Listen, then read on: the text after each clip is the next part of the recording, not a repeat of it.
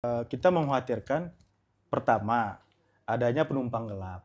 Iya, oke. Dari mana kami sampaikan itu? Heeh. Karena kita sudah melihat bagaimana produk hukum itu juga sangat rentan menjadi alat politik di masa yang akan datang. Betul, betul. Ya jangan sampai RUU perampasan aset ini niatnya untuk memberikan efek jerah terhadap koruptor, Ya. malah nanti dipakai menjadi alat di masa datang, sehingga untuk menyambut besok itu segelap apapun malam, pagi itu hanya dua pilihan, paginya datang atau kiamat.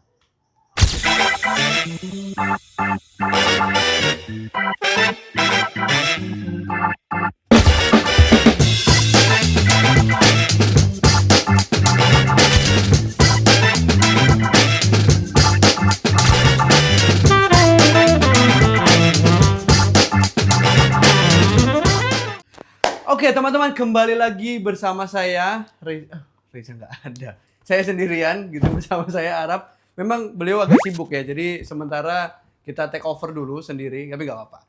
Baik lagi di segmen yang memang baru tapi banyak yang menunggu gitu ya. Apalagi kalau bukan di sekolah.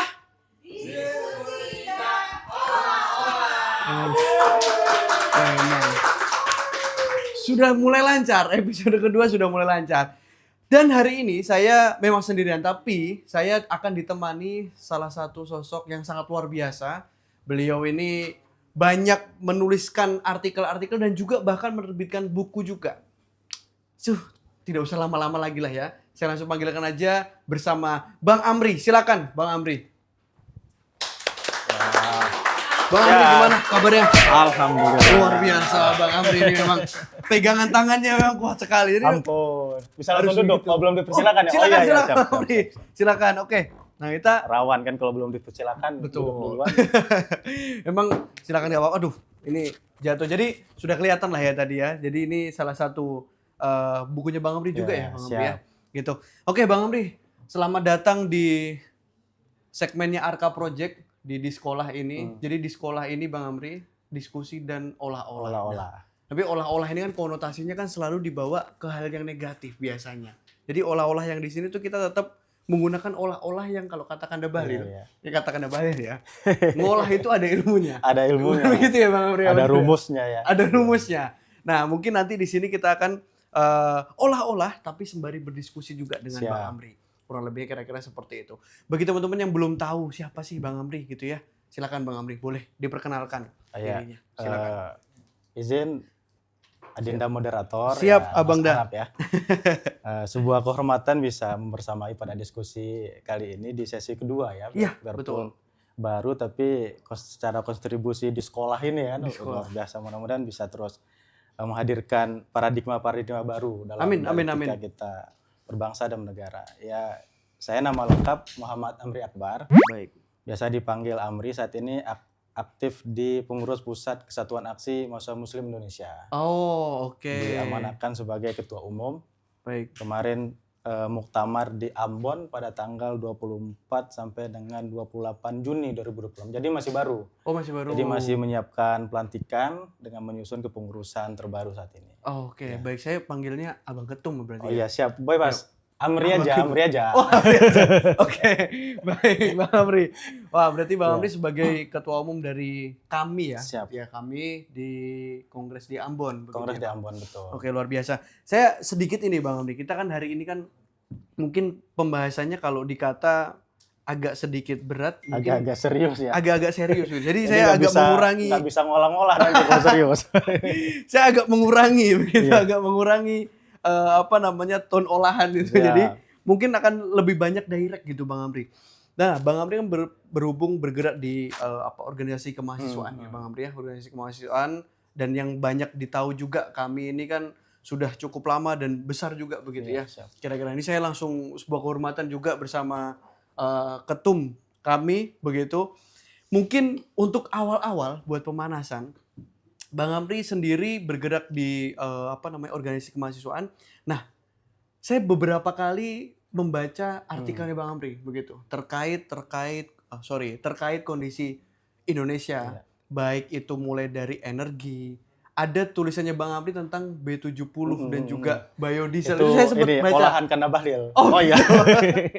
Ini nggak kena sponsor kan? Iya, aman kalau itu aman Iya, gitu.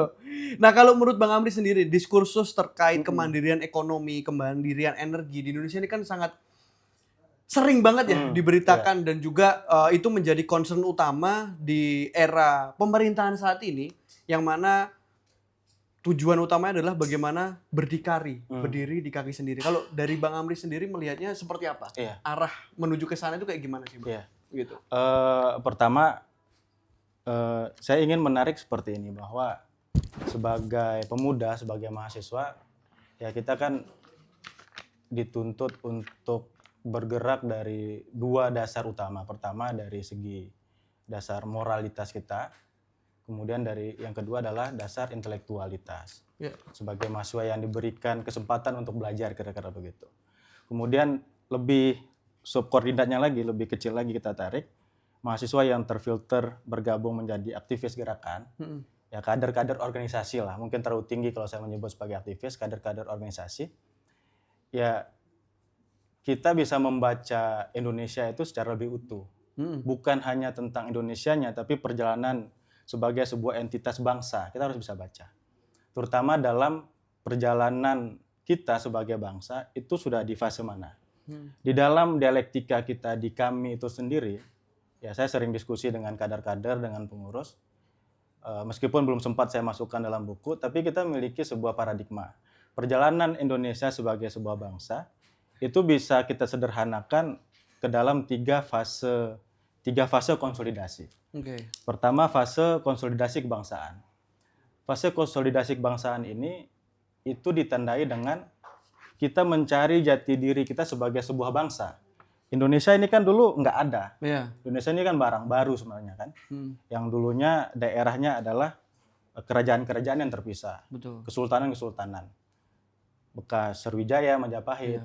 Kemudian kita mencari sebuah persimpangan persamaan, mulai dari bahasa, kemudian agama, waktu itu mayoritas Islam, kemudian sampai dengan penderitaan yang sama, bekas jajahan kerajaan Inggris, kerajaan Hindia Belanda seperti itu, disebut dengan Hindia Belanda. Sehingga kita merumuskan kira-kira jati diri kita ini apa disebut, sampai akhirnya sebuah kelompok pemuda berkonsolidasi, mencetuskan. Di Kongres Pemuda pertama gagal.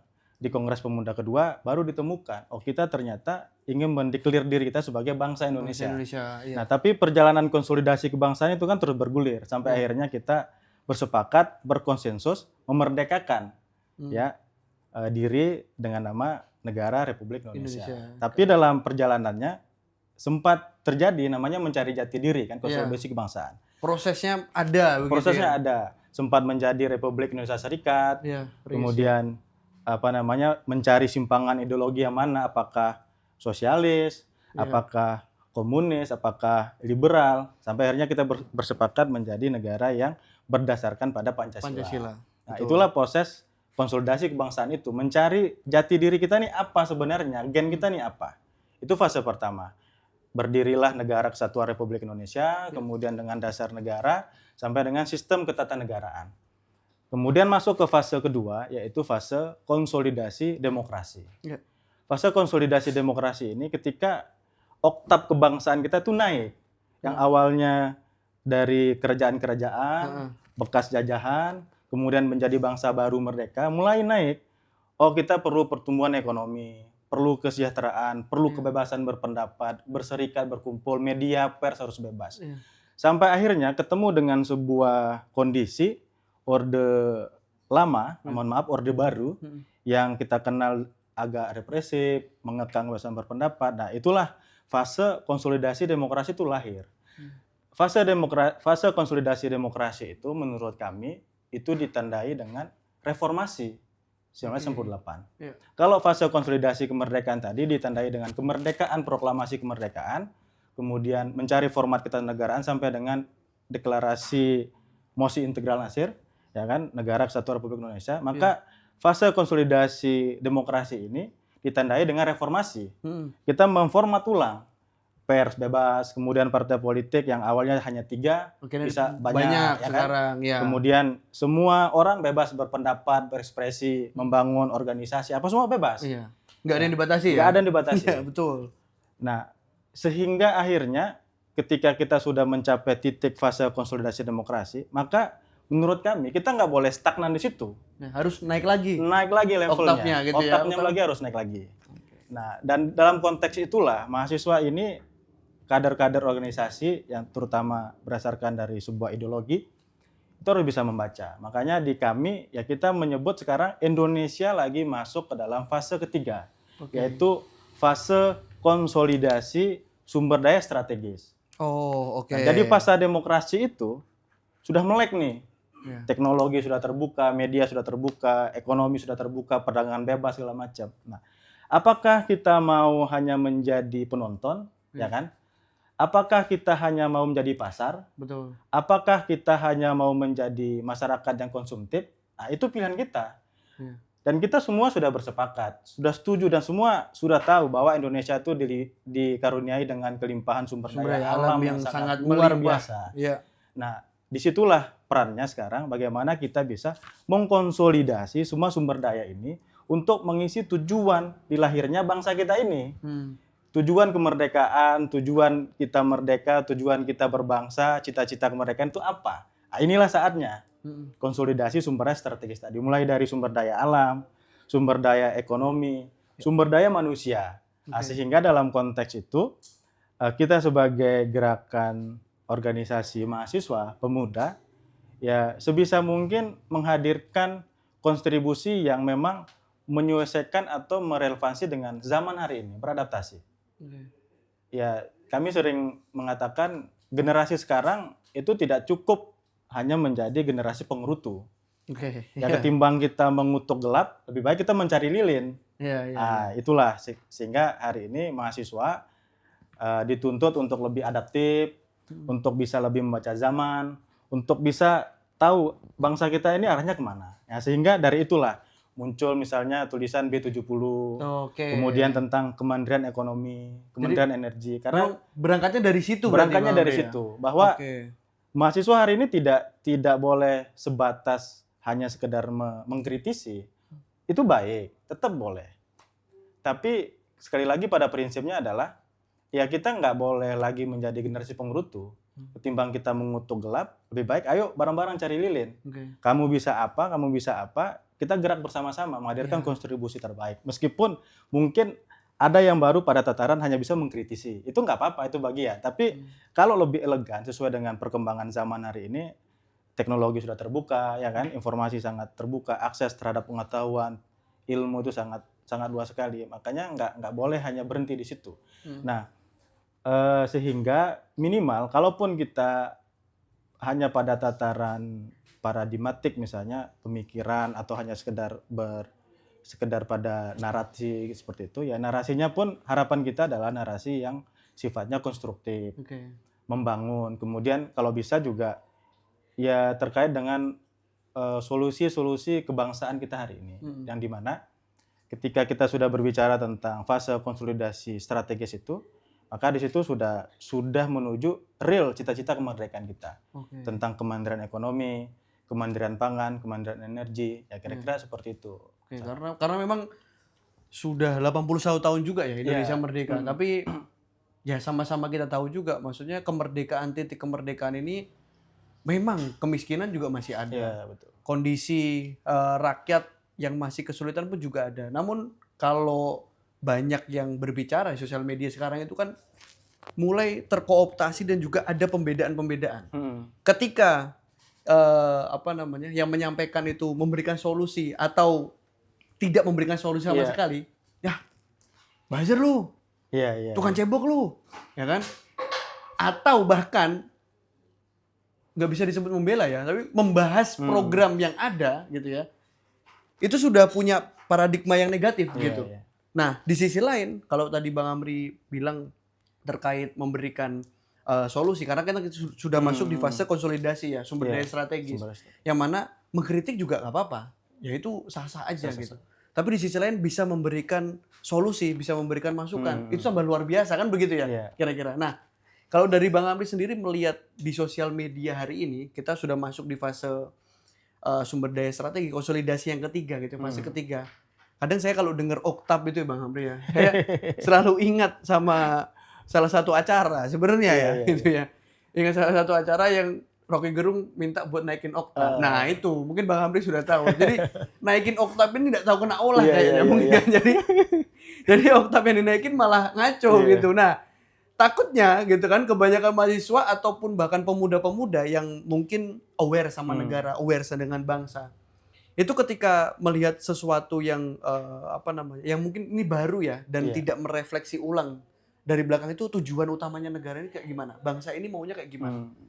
Nah itu jadinya akhirnya gampang dan mudah untuk terbawa atau tergiring gitu ya dengan entah itu nanti opini-opini provokatif dan lain-lain. Nah kalau dari Bang Amri sendiri kan melihat kegaduhan yang ada pada saat ini itu apakah berimpact juga kita sampai di fase ketiga nih? Gitu. Apakah impact-nya ada yang seperti itu atau kayak gimana? Gitu. Ya pertama, alam demokrasi itu kan menuntut manusianya kan memang harus cerdas. Iya, betul. Itu kan yang saya sepakat sekali. Ya. Karena demokrasi itu kan berangkat dari libertarianisme kan. Setiap individu itu diberikan kemerdekaan. Misalnya dalam konteks pemilihan politik, ya dia bisa memilih siapapun dengan bebas. Kemudian dalam konteks berekspresi ya dia bisa mengekspresikan dirinya dengan bebas. Tapi tetap dalam koridor ketertiban umum kan kira-kira seperti itu. Iya, betul. Di era keterbukaan seperti ini memang banyak variabel yang kita sebenarnya perlu penguatan kembali. Perlu penguatan kembali, terutama di dalam kaitan literasi kita bermedia sosial. Ya netizen kita ini kan memang terkenal agak garang, garang. Asia Tenggara itu kan luar biasa. Cukup ya 3 besar lah kira-kira kan kalau sangat mendominasi Indonesia. Bangga. Ya Indonesia. Itu sebuah keunikan tersendiri, tapi memang dalam konteks keutuhan berbangsa dan bernegara dan terkait dengan produktivitas kita sebagai anak bangsa, sosial media kita jadi kebanyakan diisi oleh noise ketimbang informasinya. Jadi ketika ada sebuah informasi ya mohon maaf tadi ketika ada sebuah tayangan yang notabene itu mengulas tentang pemerintah atau ada orang dalam komentar misalnya 100 orang berkomentar, 2 aja yang berkomentar objektif tentang program itu. Betul. Ya itu udah habis tuh dibilangin buzzer apa segala macam. Ya tapi sekali lagi itu memang hak kita sebagai warga negara. Cuma yang harus yang membuat kita berbeda sebagai kader organisasi yang mahasiswa, kemudian mahasiswa yang menjadi organisatoris yang memang menjadi kader organisasi. Ini kan beda-beda levelnya kan. Betul. Pembawaannya itu harus berbeda. Cara menyikapinya pun juga harus berbeda. Dan alangkah lebih baiknya kalau kita sebagai kader yang berideologi berangkat dari kacamata objektivitas saja. Ketika sesuatu yang kita anggap baik itu, misalnya konteksnya program pemerintah itu baik, ya kita katakan baik saja. Ketika dia salah, kurang, atau memang itu menjadi sebuah program yang menyengsarakan rakyat, menyusahkan masyarakat, ya kita katakan dengan objektif tadi. Betul. Nah hanya saja sosial media kita ini kan perlu pengaturan lagi sih menurut saya ya. Karena sekali lagi kalau kita selidiki lebih dalam, misalnya dalam konteks kebijakan pemerintah misalnya gitu, akun-akun yang nyerang itu sebenarnya kebanyakan bot juga. Oh gitu ya. Memang banyak bodong-bodongnya begitu ya. Ada netizen yang real.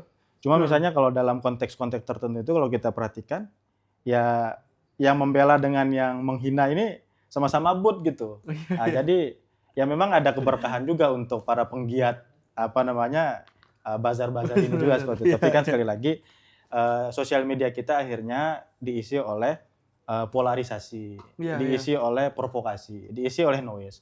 Nah kalau dalam konteks kami itu sendiri, teman-teman Mas Arab misalnya bisa cek tuh, kita konsisten hampir 2 bulan tuh aksi setiap minggu di depan kantor Komdigi terkait dengan DFK, disinformasi, fitnah dan ujaran kebencian. Bahwa kita prihatin terkait dengan media sosial kita. Jadi ada konten apa sengaja diamplifikasi untuk menyulut emosi masyarakat. Padahal itu nggak seperti itu realitanya. Nah, karena kita sekarang kan memasuki era post-truth. Post-truth itu sederhananya kita bisa katakan yang tenar itu mengalahkan yang benar. Orang benar itu belakang aja, yang penting tenar dulu. Nah, sehingga hari ini kita sebagai aktivis, kita sebagai kader organisasi, kita sebagai kaum yang terdidik, ya coba mengisi literasi digital ini. Memang konsekuensinya nggak mudah. Pasti dibilang dibilang nyebokin apa. Cuma sekali lagi konten-konten yang positif itu harus lebih banyak lah. Ketimbang yang sifatnya menyulut emosi, mengundang provokasi. Iya, karena efeknya sudah sangat terasa gitu. Masyarakat itu kayak, saya malah melihatnya dengan fenomena yang ada ini ya, Bang Amri ya, membuat polarisasi tadi, betul kata Bang Amri, dan sampai dengan di masyarakat itu punya apa ya? Punya kubu-kubuan masing-masing. Akhirnya masyarakat itu jadi bingung, mana informasi yang benar gitu. Di satu sisi misal satu idolanya mengatakan ini, di sisi lain ada idola yang lain tuh menyampaikan seperti ini. Nah, enggak, lu salah lu. Nah, yang benar yang ini. Jadi masyarakat sendiri yang tiap hari tuh tercekoi dengan informasi-informasi yang satu beda. Akhirnya muncul di situ perdebatan. Lebih jauh lagi adalah ketika provokasi tadi itu bisa sampai masuk dan juga membuat masyarakat mengumpulkan emosi tadi. Itu bahan bakar untuk terpecah belah akhirnya. Nah, itu yang menurut saya bisa menjadi concern utama juga ya untuk DFK juga. Tadi kata Bang Amri sudah sangat banyak di sosial media kita. Jadi harapannya semua yang menggunakan media sosial bisa bijak gitu untuk melihat media sosial itu seperti apa. Ketika memang ada informasi yang baru, alangkah baiknya bisa ngecek dulu ya. Nyari tahu dulu itu seperti apa kira-kira. Oke. Menarik. Kalau dari Bang Amri melihat sudah sampai ke titik sosial media juga ya Bang Amri ya. Tadi Bang Amri sempat mention terkait ekonomi gotong royong juga ya. Saya coba balut dalam ekonomi gotong royong, ekonomi kerakyatan. Yang mana ini saya ngambilnya juga dari yang sering dibicarakan di sosial media. Terkait mulai mungkin Bang Amri masuk juga di pembahasan terkait itu ya, tentang koperasi. Koperasi yang dihidupkan lagi, dimulai dari bawah. Kalau dari Bang Amri sendiri melihatnya seperti apa sistem koperasi dalam keekonomian bangsa? Jadi koperasi ini kan memang bisa dikatakan sebagai sokoguru perekonomian Indonesia. Itu pertama. Terus yang original dan otentik lah Indonesia. Betul. Itu punya Indonesia banget gitu ya. Betul. Dan koperasi ini pada dasarnya dulu ketika fase konsolidasi kebangsaan tadi itu, founding father bangsa kita ini kan menyusun negara ini bukan parsial, tidak hanya sistem keternegaraan, tapi sampai dengan gimana bangsa Indonesia ini anak-anaknya kan tidak boleh ada yang lapar. Makanya ada undang-undang yang menegaskan fakir miskin, orang tidak mampu, itu diurus oleh negara. Nah, sampai dengan sistem ekonominya juga disiapkan, yaitu sistem koperasi. Nah, hanya saja ya sekali lagi dalam pergaulan masyarakat global, Indonesia kan tidak bisa dipandang sebagai entitas terpisah dari aktivitas negara-negara lain juga. Yang negara lain juga punya ideologi tersendiri. Kita sebut saja misalnya Eropa atau dengan Eropa dan Amerika Serikat dengan ideologi ekonominya kapitalisme. Yang memang berhasil menghegemoni pasca kolonialisme, yang mereka menghegemoni negara-negara yang baru merdeka. Melalui apa? Bukan lagi penjajahan era dulu, pendudukan dan sebagainya, enggak lagi, tapi dengan sistem perekonomian itu sendiri. Sehingga ketika fase konsolidasi kebangsaan sampai dengan demokrasi, ya sokoguru ekonomi bangsa kita ini koperasi itu ya kalah saing dan kalah tenar, kira-kira begitu. Nah, sehingga ketika di fase sekarang ini ada sebuah pemerintahan yang coba menghidupkan kembali secara objektif, kita harus sampaikan itu merupakan sebuah manifesto pemikiran yang patut kita apresiasi. Karena memang dalam kondisi pasar bebas seperti ini, kemudian masyarakat yang secara kultur feodalismenya masih sangat kuat, kecenderungan konsumtifnya masih sangat kuat, dan sekali lagi mohon maaf, tingkat literasi, literasinya, masyarakat kita juga masih sangat minim, apalagi literasi ekonomi masih sangat rendah. memang negara harus hadir dan mengintervensi jika memang serius untuk membenahi. Makanya perdebatannya kan koperasi itu kan dari anggota, oleh anggota untuk anggota. Ini kok negara ya nggak jadi koperasi kan di situ perdebatannya. Tapi menurut saya sekali lagi dalam konteks kacamata objektif ini sebagai sebuah gagasan, sebagai sebuah manifesto ekonomi Indonesia, konsep koperasi desa merah putih ini patut kita dukung. Itu pertama dalam konteks gagasannya, programnya.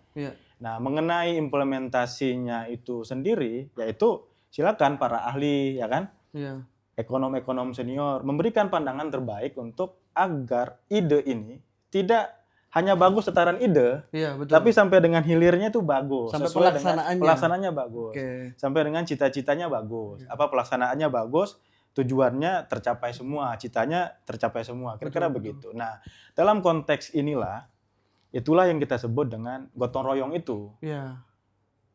Ente bisa apa? Ente melihat kekurangan apa? Ya silakan sampaikan. Tapi sekali lagi tujuannya adalah menyempurnakan ini. Jadi bukan lagi perdebatan setuju tidak setuju. Digeser. Ini adalah agenda bangsa karena kita lagi, kalau sekali lagi balikin lagi, konsolidasi sumbernya strategis. Kita ingin supaya ekonomi ini turun sampai dengan masyarakat bawah. Karena selama ini yang menjadi kritik kita karena banyaknya misalnya transfer pusat ke daerah misalnya, banyak tahapan-tahapannya. Nah, kita pengennya bagaimana supaya efektif aja proses ini.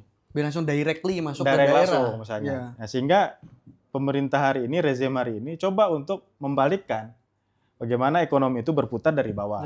Operasi, kemudian MBG, tujuannya kan itu. Meskipun dalam pelaksanaan banyak kekurangan, itu nggak bisa kita pungkiri dan harus kita sama-sama perbaiki. Nah, dalam konteks ini, kita bergotong royong untuk keluar dari sekedar paradigma atau perdebatan setuju tidak setuju.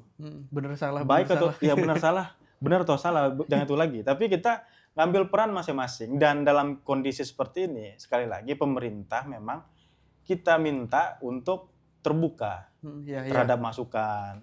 Mau berdialog, menerima aspirasi, menerima perbaikan. Dan memang kalau bisa, program itu bukan kalau bisa, memang harus bisa.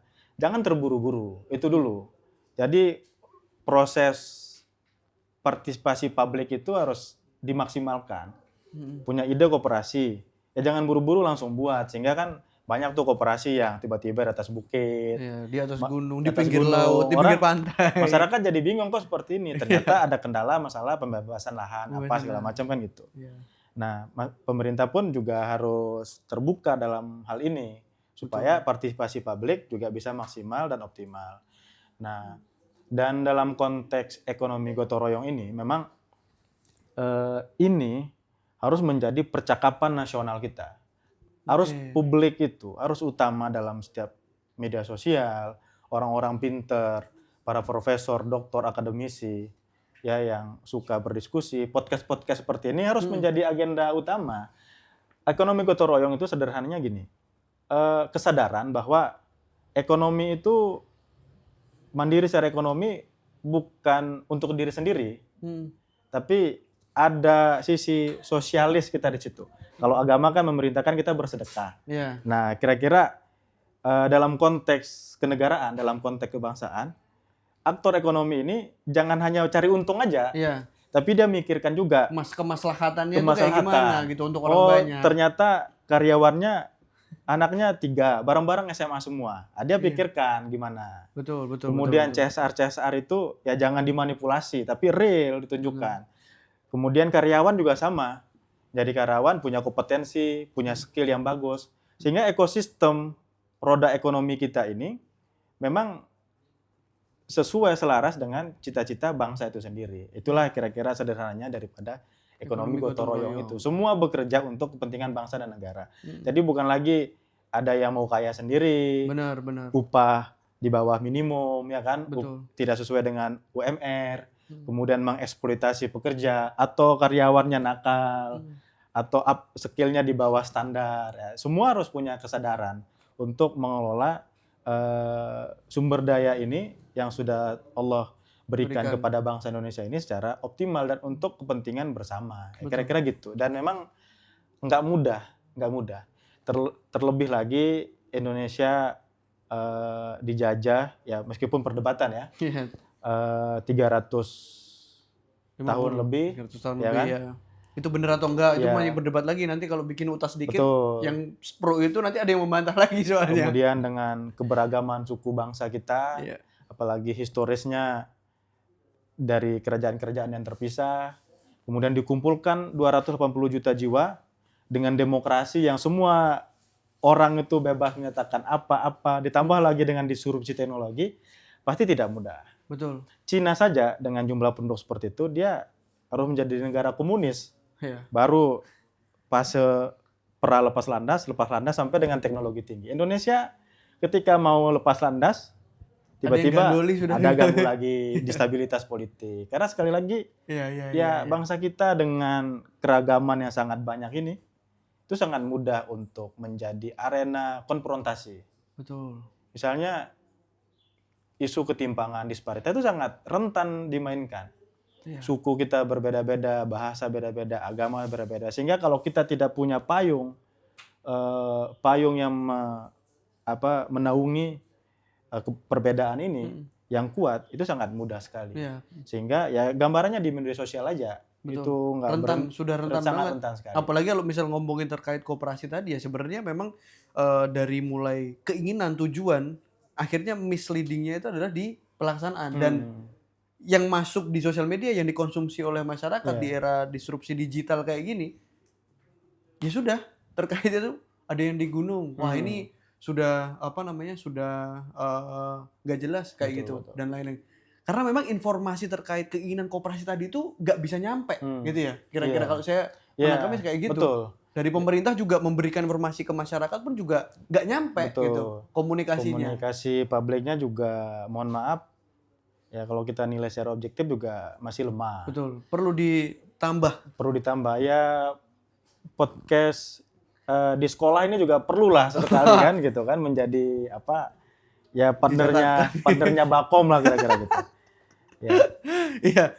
Tapi tadi ini Bang Amri, tadi kan sudah masuk juga terkait ekonomi gotong royong.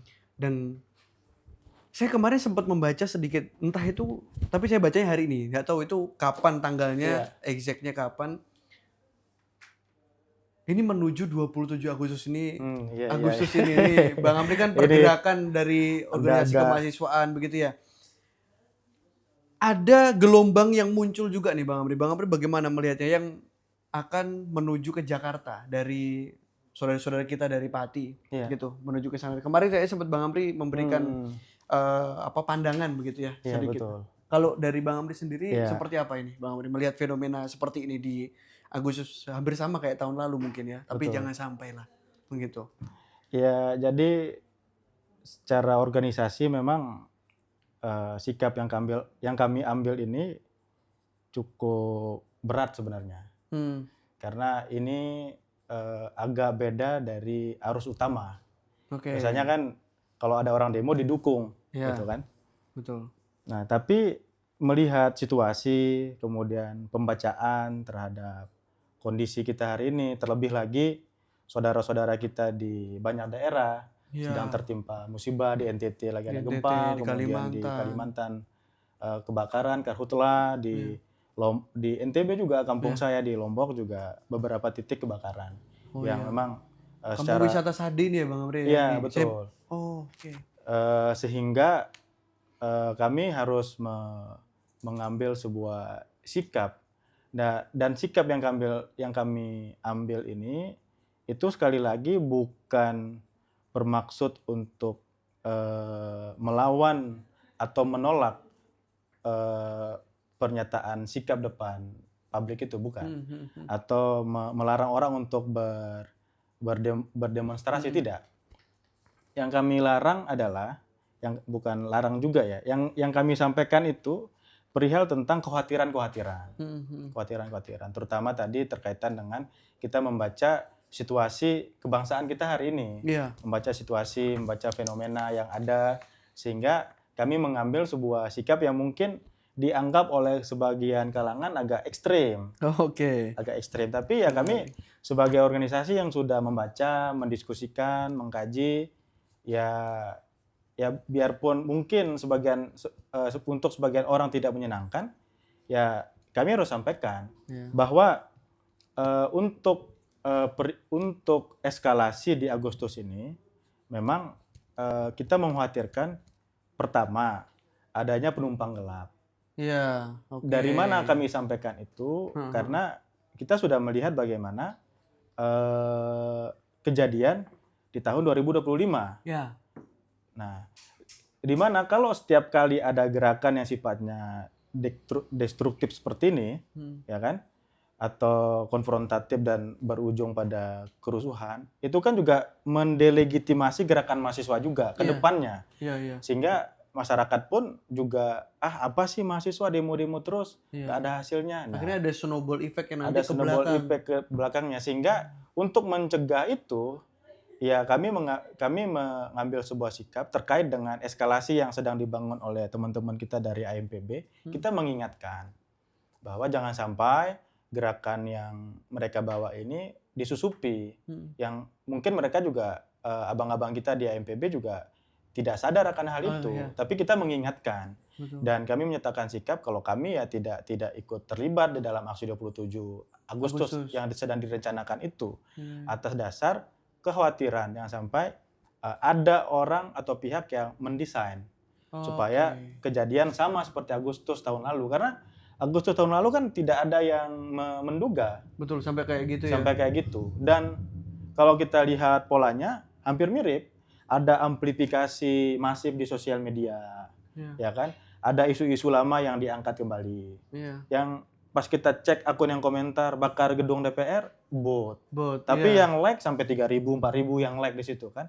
Artinya ini ada aktivitas lain dan disuruh massa untuk berkumpul rame-rame di satu tempat. Yang notabene massa itu bukan massa yang ideologis. Massa itu bukan massa yang solid. Tidak ada simpulnya siapa koordinatornya, siapa penanggung jawabnya, ya kan? Nanti Agustus tahun lalu nggak ada. Betul. Ya kan? Tapi memang ada aksi teman-teman adik-adik dari BEM ada aksi. Ada gerakan dari mahasiswa sehingga mahasiswa bubar, ya gerakannya jalan, tiba-tiba pembakaran sampai dengan penjarahan di mana-mana. Fasilitas umum dan lain-lain sebagainya ya. Akhirnya berimpact ke masyarakat juga ya. Kita bicara terkait dengan itu. Karena aksi teman-teman AMPB ini kan juga mohon maaf bertepatan dengan 1 tahun kematian saudara Afan Kurniawan. Jangan sampai juga itu dipolitisasi, jangan sampai juga itu dijadikan alat kemudian diglorifikasi untuk memancing emosional masyarakat, emosi masyarakat untuk ayo gerak, ayo apa. Padahal kita nggak tahu siapa nih yang di TikTok, yang di Facebook yang berkomentar seperti itu yang menggerakkan orang. Nah, sehingga atas dasar pembacaan itu kami harus menyampaikan sikap bahwa teman-teman AMPB ya dipertimbangkan lagi, mengingat situasi dan kondisi kita hari ini. Toh juga misalnya terkaitan dengan aspirasi yang dibawa, kita juga melihat bagaimana di media-media mengatakan bahwa RUU perampasan aset itu kan sudah dibahas. Nah, justru yang lebih substansi hari ini adalah bukan lagi pada semata-mata pengesahannya, tapi isi daripada RUU itu apa. Jangan sampai nanti RUU-nya jadi malah ada penumpang gelap di situ. Karena kan sekali lagi kalau kita bicara dalam konteks kacamata objektif, ya produk hukum itu juga sangat rentan menjadi alat politik di masa yang akan datang. Betul. Ya jangan sampai RUU perampasan aset ini niatnya untuk memberikan efek jerah terhadap koruptor malah nanti dipakai menjadi alat di masa datang, sehingga perlu untuk kita bedah bersama. Dan itulah yang harus didorong sekarang, bukan lagi segerasakan, enggak lagi, tapi pada substansinya. DIM-nya mana? Daftar inventarisir masalahnya mana? Kemudian apa perbaikan yang ingin kita dorong lagi? Karena kalau bicara tentang perampasan aset, itu kan sudah ada di Undang-Undang Tipikor, ya kan? Betul. Dan hampir semua terpidana korupsi itu kan diambil disita, semua, ya kan? Barang-barang hasil korupsinya, atau setidaknya dia mengganti kerugian negara. Nah, memang kita semangat kita sama untuk memberikan efek jerah dan melawan koruptor ini. Tapi sekali lagi RUU perampasan aset itu harus dilihat lebih dalam lagi. Derap yang lagi dibahas oleh DPR itu mana? Ya kan? Isinya tuh kayak gimana? Poin Isinya per kayak poinnya gimana? tuh kayak gimana? Ya kan? Aspirasi yang ingin disampaikan oleh AMPB itu apa? Ya. Mengesahkannya yang mana? Yang mana yang mau disahkan itu? Pasal yang mana? Efeknya mana? Hukum mati koruptor. Seperti apa? Apa klausulnya? Nah, karena kenapa kami bicara seperti itu? Ya, 1 bulan yang lalu kami bersurat ke Komisi 3 menyampaikan kajian.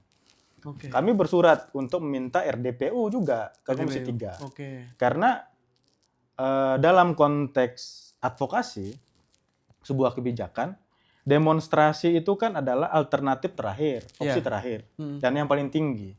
Yang posisinya adalah sebagai pressure group untuk mempercepat sebuah kebijakan yang sudah lama mandek atau tidak ada respon terhadap usulan itu. Makanya kita mempresur dengan gerakan massa. Tapi sebelum itu kan ada kajian, ya kan? Ada konsolidasi, ada audiensi, ada mimbar bebas, ada banyak metode seperti itu. Nah, dalam konteks kebangsaan kita hari ini, alternatif nggak boleh satu. Toh juga jalan yang lain terbuka. Audiensi, tadi pagi ada juga masyarakat Pati yang mengatasnamakan Pati juga audiensi dengan DPR. Artinya kan nggak cuma AMPB tunggal, itu maksudnya. Nah, jangan seolah-olah AMPB yang melegitimasi se-Indonesia Raya ini juga. Gitu. Kita juga berjuang juga untuk pengesahan RUU perampasan aset itu, tapi tidak dengan cara, mohon maaf, menyandra. Kan ada pernyataan dari AMPB seperti itu. Kalau tidak disahkan, kita akan sandra. Ini kan ketakutan sosial yang dibangun. Nah, kita tidak ingin ada narasi yang mengarah provokatif. Tidak ingin ada narasi yang mengarah ke koersi, pengadilan sepihak terhadap objek terhadap orang ataupun instansi dan lembaga. Tidak ingin gara-gara isu yang tidak jelas dari isunya ada perampasan aset, tapi mana klausulnya yang mau diperjuangkan konkretnya yang mana? Betul. Korupsi yang seperti apa yang mau dihukum mati? Kades mau dihukum mati nggak gara-gara korupsi, misalnya gitu, atau semua? Kan itu harus jelas juga. Dalam kondisi saudara kita di NTT, karhutla masih nyala apinya belum padam-padam. Alternatif lain aja dipakai. Toh juga masyarakat Pati yang lain juga beraudiensi, mengkaji dan sebagainya. Dan kita juga nggak diam, semangat kita sama. Sahkan RUU perampasan aset. Tapi sekali lagi dalam konteks pembacaan, mengkaji, melihat dan mengadvokasikan itu, kalau gerakannya destruktif, kalau gerakannya konfrontatif, yang rugi nanti gerakan mahasiswa juga. Akhirnya berimpact. Kehilangan legitimasi dari masyarakat. Bayangkan kayak kemarin, mohon maaf, aksi adik-adik BEM UI. Akhirnya perdebatannya bukan lagi pada substansi aksinya mereka. Karena dibawalah oleh konten-konten kreator ini kan. Ada yang ngecek, bener nggak masyarakat nggak terganggu gara-gara demo. Akhirnya ya malu juga kita. Kita kan demonstran juga. Kalau tahu akhirnya masyarakat juga terganggu kan gak enak juga jadinya. Maksudnya jangan sampai ada lagi perdebatan seperti itu, karena itu bukan substansinya. Substansinya itu adalah nilai yang sedang diperjuangkan. Kebijakan perbaikan yang sedang diperjuangkan. Jangan gara-gara segelintir kelompok, segelintir orang, perjuangan yang sudah lama dibangun, ya kan? Gerakan yang sudah lama dirawat. Kemudian tujuan cita-cita perjuangan yang sudah ditancapkan dan itu ingin kita capai bersama, malah jadi bergeser. Bergeser juga. Iya kan? Apalagi kalau kita mengenang peristiwa 2025, itu kan kita nggak pengen. Ada penjarahan, ada sampai dengan korban jiwa. Dan kalau sudah seperti itu, ya mohon maaf, ini bukan kita berarti membela pihak mana nggak juga. Ya abang-abang di kepolisian juga punya keluarga. Mereka juga dalam konteks tugas. Kalau dikasih pilihan, pasti mereka nggak mau turun menghadang apa segala macam, dan pasti mereka juga memikirkan keselamatan. Ketika sudah chaos di lapangan, ya siapa yang rugi? Akhirnya oligarki yang hegemoni lama di Indonesia ini malah ketawa-ketawa senang lihatnya. Kalian ribut aja. Kita nanti yang kuasai tambang, kita lagi yang kuasai migas, kan begitu. Akhirnya agenda-agenda strategis, hilirisasi, kemudian implementasi B50, ya gara-gara seperti ini akhirnya nggak kondusif. Memang tujuan utamanya memang bagaimana bisa rakyat saling dibenturkan satu sama lain. Iya. Akhirnya memudahkan untuk melanggengkan Betul. keinginan-keinginan yang Iya. yang tidak terlihat. Gitu, Mungkin seperti itu saja ya. ada indikasi seperti itu. Tapi Iya. dalam konteks sekali lagi Indonesia yang sangat besar ini, Iya. 280 juta jiwa, suku, agama, adat istiadat berbeda, itu sangat rentan sekali tersulut. Sehingga kedewasaan kita, ya, kedewasaan kita dalam bermedia sosial, kedewasaan kita dalam menyikapi sebuah isu, itu pasti berpengaruh banyak. Sehingga ya kita sebagai mohon maaf yang diberikan kesempatan menempuh pendidikan tinggi mahasiswa, apalagi teman-teman yang di organisasi, ya lebih bagus itu ya objektif aja. Betul. Fokus kepada kebijakan yang salah, jangan menyulut provokasi, jangan menyulut emosi, jangan mengajak ya koersif lah, jangan seperti itu. Ya itu juga kita pengennya Indonesia ini, kalau Prof. Muhammad Yamin menulis buku 6.000 tahun merah putih. 6.000 tahun merah putih. Ya kita pengen ya Indonesia ini selamanya ada, seumuran dunia muka bumi ini ada, Indonesia ada. Indonesia terus gitu ya. Toh founding father bangsa kita juga sampai menulis begitu kan 6.000 tahun merah putih. Artinya mereka punya cita-cita panjang terhadap Indonesia ini. Ya jangan gara-gara kita MBG keracunan Indonesia bubar, jangan gila gitu. Gara-gara kebijakan satu dua hal, kebijakan yang tidak tepat, ya kita bergaduh gara-gara itu. Gaduh boleh. Berbeda pendapat boleh, tapi sekali lagi kondusivitas umum, ketertiban umum masyarakat itu juga tetap kita harus utamakan. Jangan sampai gara-gara kita misalnya di Jakarta chaos, pembakaran di mana-mana, lumpuh, lumpuh aktivitas, orang nggak bisa kerja, abang-abang driver ojol nggak bisa narik, apa segala macam, akhirnya biasnya banyak. Ya, perputaran ekonomi pun akhirnya jadi mandek ya. Iya, jadi kayak gitu. Oke, luar udah biasa. Kayak humas pemerintah kita lama-lama nih. Tapi bukan ini, kita objektifnya kita. Tapi soalnya memang dicatat ya, bukan humas pemerintah. Ada tugasnya sendiri. Ya, itu kita kemarin minggu lalu baru kritik Erick Thohir, Menteri Pemuda. Oh ya, jadi memang Pak Erick coba semangat penonton timnas ini sangat membara. Betul. Begitu ya. Tapi artinya seperti apa, Bang Apri? Kalau ke Pak Erick Thohir seperti apa? Ya kita melihat harus ada evaluasi lah terkait federasi sepak bola kita kan. Kemudian Kemenpora juga harus lebih proaktif lah membina generasi-generasi muda ini. Karena kalau bukan simpul-simpul yang terorganisir yang memberikan iklim yang sehat terhadap percakapan publik, baik di media sosial maupun di dalam situasi pergaulan sehari-hari, ya siapa lagi? Karena sekali lagi, kalau diminta masyarakat sudah capek kerja apa segala macam gitu kan. Ya mahasiswa lah yang mengisi ruang-ruang percakapan yang saat itu. Maksud saya tadi, kita bukan humas pemerintah. Kita juga hajar juga kebijakan yang salah. Gitu. Jadi jangan gara-gara kita misalnya menyatakan sikap menolak upaya provokasi di aksi 27 kemudian dibilang kita buzzer, jangan juga. Kedudukan orang yang memuji dan mencela itu kan sama. Kedudukan orang menyatakan dukungan dan tidak mendukung juga sama. Harusnya dijadikan sebagai sebuah dialektika saja. Jangan menghakimi cair, ya nggak ada juga ya cair. Kalau ada kan ya bagus, karena dibilang cair ya nggak ada ya. Itu karena apa? Kolektif aja dengan teman-teman PII. Jadi kan malam kita ngopi. Betul. Memang murni untuk ya apa ya? Karena memang dari kami sendiri melihat bahwasannya kondusivitas negara ketika suasana juga kondisi yang bencana, saudara-saudara di NTT, di Kalimantan, dan secara objektif juga melihat RUU perampasan aset ini kan memang sudah masuk prolegnas juga gitu, sudah dibahas.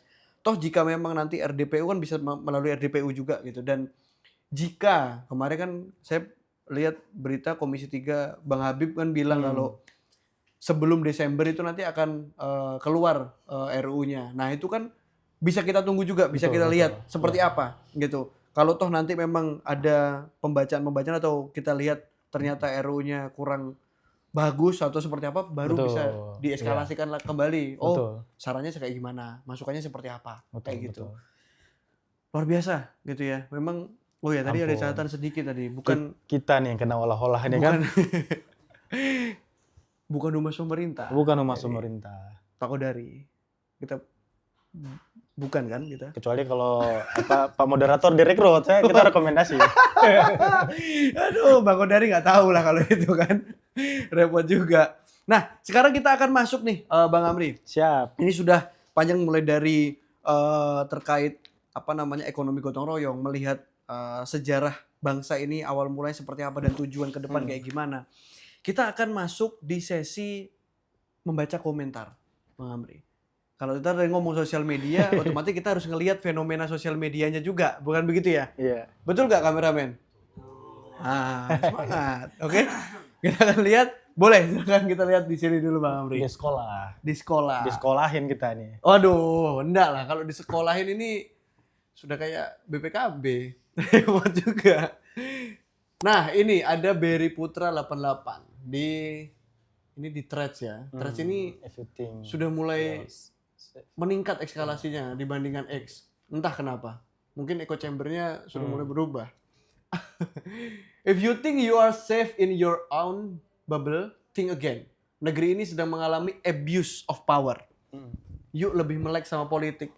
Sooner or later, you'll be affected. Ya, karena cepat atau lambat kalian pasti akan kena. Ibaratnya begitu. Yang bilang mau siapa presidennya nggak ngaruh sama hidup saya. Coba ingat, bla bla. Belum vaksin kan pemerintah. Nah, akhirnya dari satu ketikan seperti ini, melihat ini seperti apa nih, Bang Amri? Kalau dari utas kayak gini nih. Iya. Ini tantangan tersendiri ya sebagai pemerintah untuk bisa mengembalikan kepercayaan publik. Ini kan pasti berangkat dari sebuah keresahan pastinya kan, keresahan, kemudian distrust terhadap kebijakan-kebijakan yang ada selama ini. Ya bisa jadi sekali lagi setiap program itu kan selalu berangkat dari niat baik ya, tapi niat baik pun tidak cukup. Cukup. Tapi harus direalisasikan dengan cara yang baik, cara yang tepat, cara yang benar sesuai dengan kaidah hukum, kemudian kebermanfaatan juga harus ditinjau. Dan eksekusinya juga harus ada.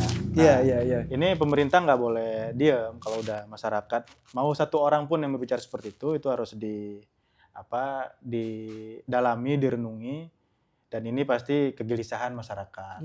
Dan kegelisahan itu ini kan real muncul dari ada semacam keputusasaan lah terhadap pemerintah, dan memang hari ini ya dalam situasi sekali lagi sebagai bangsa dalam percaturan global kita kan tidak terpisah ya, pasti dihegemoni juga oleh kepentingan bangsa lain.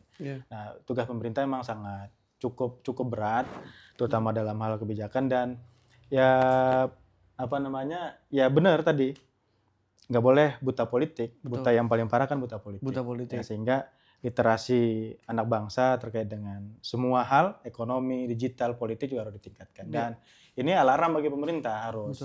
Jangan sampai masyarakat putus asa lah dengan kebijakan yang ada hari ini. Karena trust itu paling utama ya di pemerintahan. Itu dimanapun, bukan cuma di Indonesia. Betul. Maksudnya dimanapun kepercayaan itu penting. Tapi ada satu lagi, Bang Amri. Ada berapa sih? Oh, ada 3. Ada 2 lagi berarti. 2 lagi. Oke. Wah, ini tadi kita bahas koperasi. Daripada proyek 1,6 miliar terlantar, warga sulap gudang Kopdes Merah Putih jadi gor. Wih. Iya. Ini jadi tempat apa tadi? Kayak mau badminton ya? Iya. Jadi badminton warga sekitar, luar biasa. Jadi rame ya, Mas? Jadi rame, jadi bisa badminton. Ini lagi komen-komennya, tanggapannya. Gor, gudang olahraga. Di tempatku malah jadi lapangan voli. Oke, kok di desa gue nggak segede ini ya. Kopdes di daerah gue belum diisi padahal udah 5 bulan. Banyak ya tanggapannya. Gimana mau balik modal untuk bayar utang negara? Proyeknya nggak jelas mau dijadiin apaan. Weh, banyak ternyata responnya.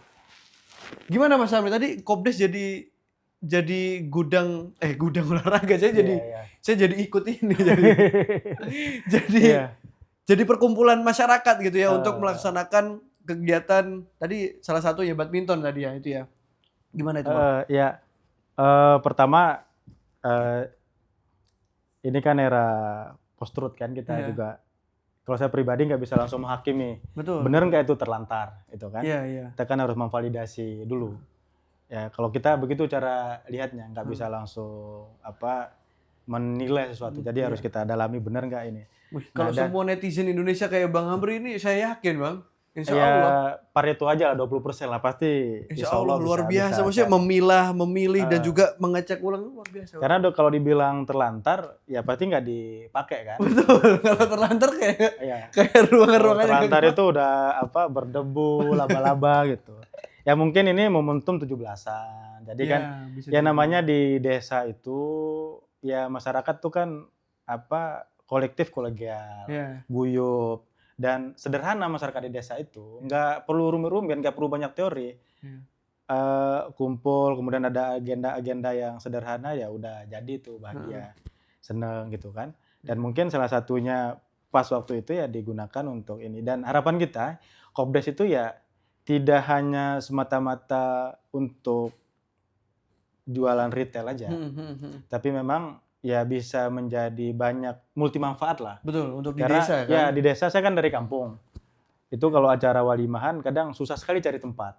Mau sewa terop itu kan mahal. Ya kalau Kopdes bisa cosplay jadi panggung pernikahan dan masyarakat nggak perlu bayar kan membantu juga akhirnya. Betul. Nah ya sekali lagi yang penting narasinya jangan diprovokasi aja. Kalau provokasi ya netizen ikut terprovokasi.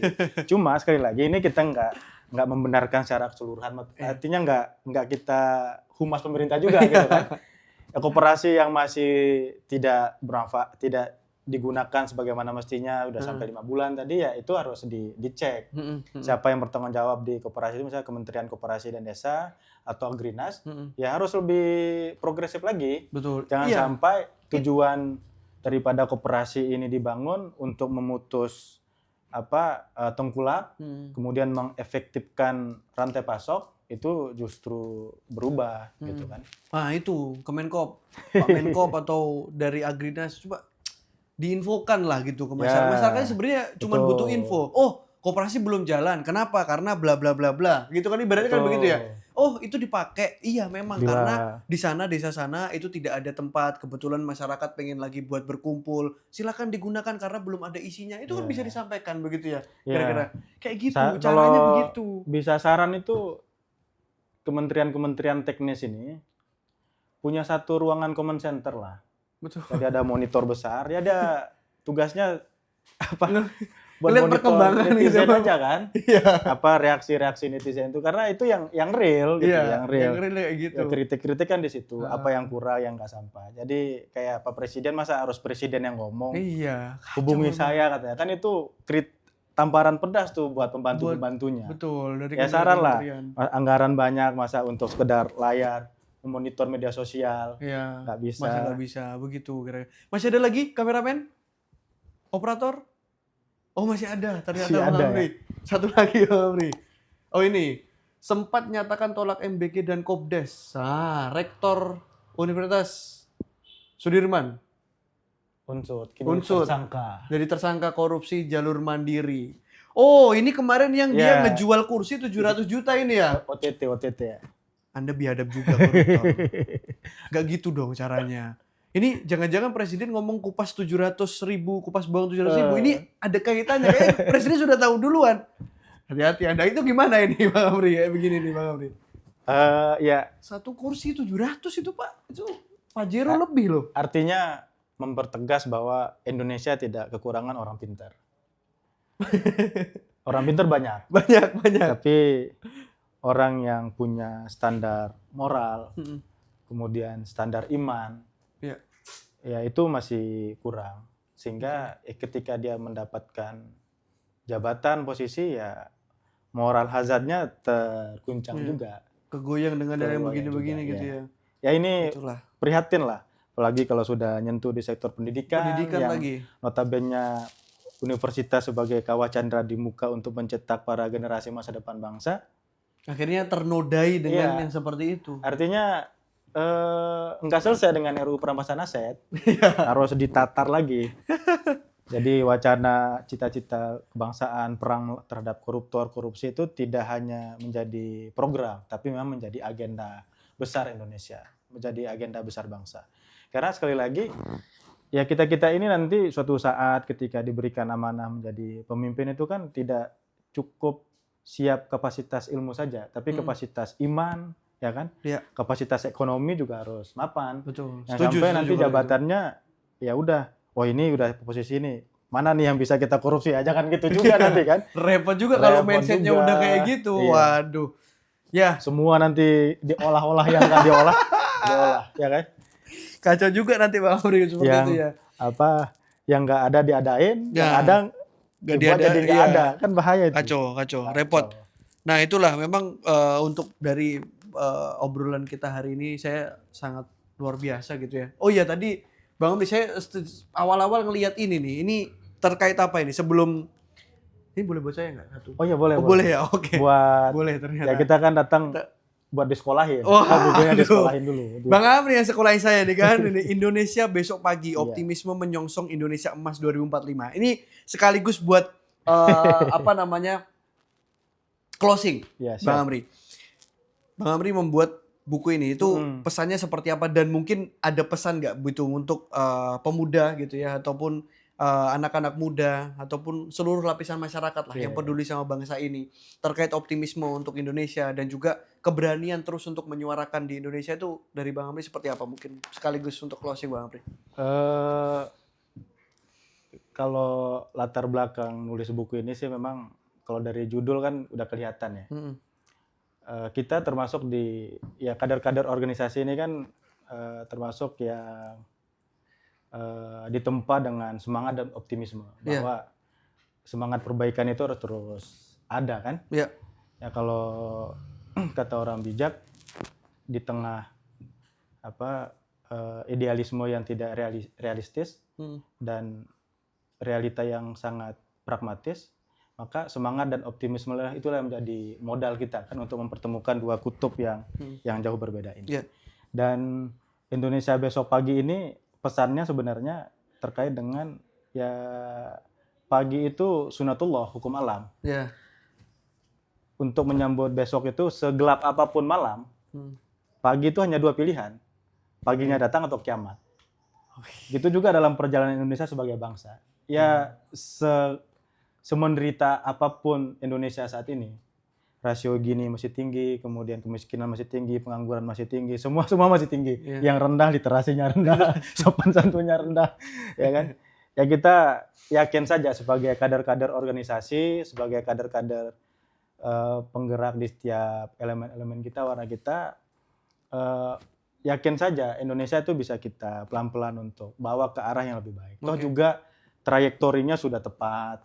Ada visi kemandirian ekonomi, kemandirian energi, kemandirian pangan, kemudian visi pemerintah hari ini melawan koruptor. Ya salah satu tandanya ketika program yang menjadi unggulannya di pemerintah sendiri, mohon maaf Presiden Prabowo Subianto sendiri, ada yang korupsi di situ kan disikat juga. Artinya tandanya itu serius terhadap pemberantasan korupsi, tidak ada toleransi. Tidak ada toleransi, mau siapa kayak siapa gak ada potong gitu ya. Tinggal pembagian peran seperti apa.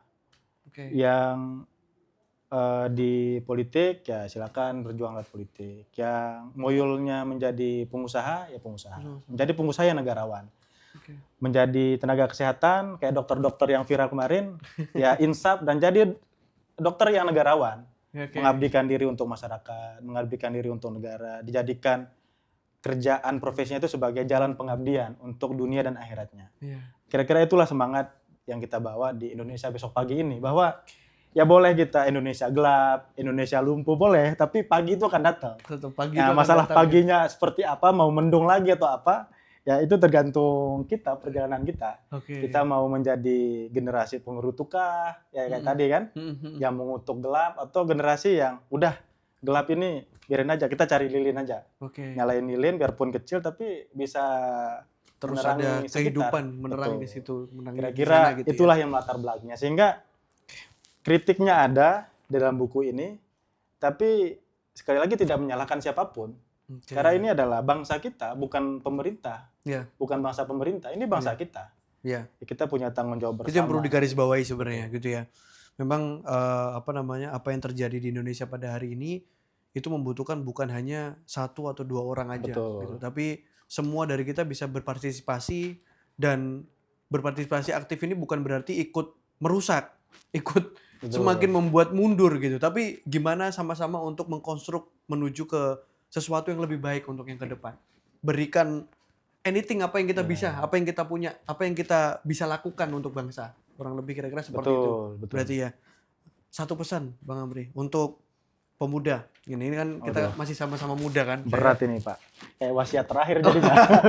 Satu pesan. Biar tadi optimisme tadi itu tetap terus ada dan apa ya? Keberanian bersuara gitu untuk masa depan Indonesia lah. Kira-kira seperti itu. Kira-kira dari Bang Amri. Ini benar-benar last ini terakhir ini Bang Amri. Ya mungkin saya ulang lagi ya. Kita di era disrupsi teknologi saat ini tidak cukup hanya pandai dalam tataran wacana. Sekali lagi di tengah segala kekurangan bangsa kita hari ini, pemuda harapannya hadir, mahasiswa pemuda hadir sebagai problem solver, pemecah masalah. Ya prinsipnya tadi, ketimbang kita ngutuk gelap, ya kalau kita masih bisa nyari biarpun meraba-raba nyari lilin, ya kita cari lilin itu, nyalakan lilinnya. Karena sekali lagi Indonesia ini cita-cita founding father bangsa kita panjang. Pengennya selamanya ada Indonesia dan jangan sampai Indonesia bubar di era kita kan. Janganlah gitu. Indonesia selamanya. Selamanya. Terima kasih banyak. Biar terus ada pagi-paginya kan. Betul. Indonesia besok pagi, lusa juga masih ada. Karena pemuda Gen Z ini ya kan, Gen Z kita butuh ngopak sebenarnya. Betul. Bang Amri. Jadi ngopi pagi ini setidaknya kadang-kadang ngopaknya ini belum tidur malamnya. Nah ini at least kalau ngopak itu udah tidur lah malamnya, jadi bangun pagi gitu. Oke, terima kasih banyak ya Bang Amri sudah berkenan hadir di segmen kita di sekolah ini. Olah-olahnya kurang jadinya ya, diskusinya. Diskusinya, wah nanti mungkin bisa datang lagi, nanti kita ngolahnya nanti di luar aja kita. Siap, terima kasih banyak ya Bang Amri dan atas waktunya juga. Terima kasih juga untuk bukunya. Gitu di sini. Semoga yang kita bahas untuk hari ini itu kedepannya juga bisa menjadi refleksi bersama dan menjadi informasi juga yang banyak gitu untuk seluruh masyarakat, seluruh lapisan. Yang paling utama adalah tetap kita menjaga Indonesia ini, kita harus tetap satu. Walaupun berbeda-beda dari mau latar belakang apapun, Bang Amri dari NTB, saya dari Jawa, tapi kadang dikata orang Timur, nggak apa-apa, nggak masalah. Itu bentuk dari, ya itu Indonesia. Gitu loh. Orang Aceh tadi. Nah ini Aceh, ini baru lagi nih dari Aceh. Aceh Arab. Nah, Aceh Arab memang, Aceh Melayu, Aceh Arab, saya campur-campur. Kadang bisa dibilang apapun itu, tapi nggak apa-apa. Indonesia lah ya. Itu Indonesia. Saya sebenarnya aslinya Jawa. Jawa. Ya, aslinya saya Jawa dari bumi Bung Karno.